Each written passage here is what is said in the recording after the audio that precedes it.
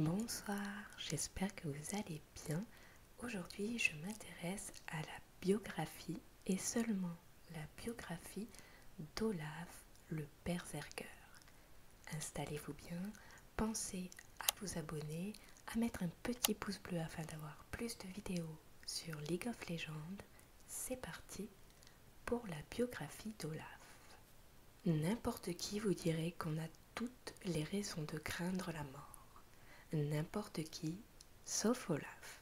Le berserker ne vit que pour le rugissement du combat et le fracas de l'acier. Poussé par sa soif de gloire et par la peur de voir sa mort tomber dans l'oubli, Olaf s'abandonne pleinement dans chacune de ses batailles. Ne répondant qu'à sa soif de sang la plus intime, il ne se sent en vie qu'en saisissant de ses propres mains les crocs de la mort.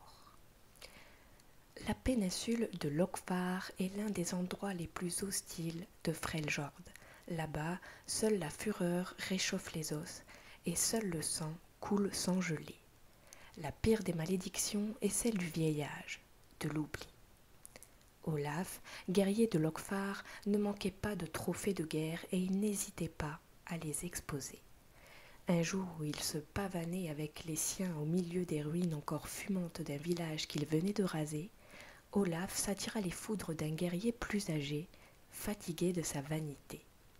Celui-ci le défia de prendre les augures pour vérifier si son avenir était à l'image de sa prétention. Enhardi par ce défi, Olaf se moqua du vieux combattant et, pour connaître la gloire qui lui serait promise dans le trépas, il lança les os des doigts d'une créature morte de longue date. Le clan tout entier se tut au moment où la prédiction fut révélée.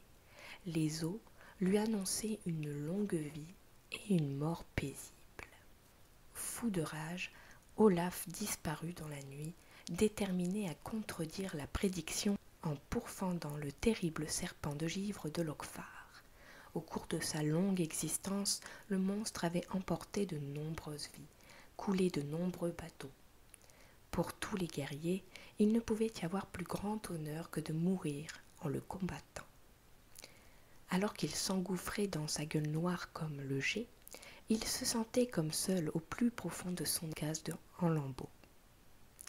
Victorieux mais insatisfait, Olaf décida de partir chasser toutes les créatures légendaires portant des griffes ou des crocs, dans l'espoir que chaque nouveau combat soit le dernier. Chaque fois, il se jetait tête baissée vers cette mort qu'il convoitait tant, pour être finalement épargné par cette fureur incontrôlable qui se saisissait de lui quand il la tutoyait enfin.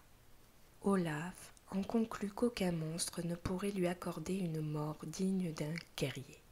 Pour y remédier, il se mit en tête d'affronter la pire tribu de Freljord, la griffe hivernale.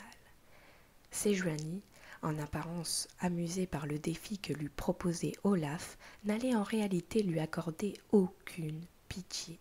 Menant la charge, elle envoya des dizaines de combattants pour tenter de l'écraser. Un par un, ils furent emportés par la soif de sang d'Olaf qui, sans aucun mal, réussit à atteindre le chef de la griffe hivernale. Le combat entre les deux guerriers fut si intense qu'il ébranla le glacier. Malgré sa force écrasante, le berserker avait trouvé en Sejuani un adversaire égal. Alors qu'il se trouvait au point mort, elle jeta sur lui un regard plus pénétrant encore que n'importe quelle arme. La rage d'Olaf s'estompa alors suffisamment pour qu'elle puisse lui proposer un marché. Sejuani promit qu'elle lui trouverait une mort glorieuse s'il prêtait sa hache à sa guerre de conquête. À cet instant, Olaf jura de tailler lui-même son destin dans les glaces de Freljord.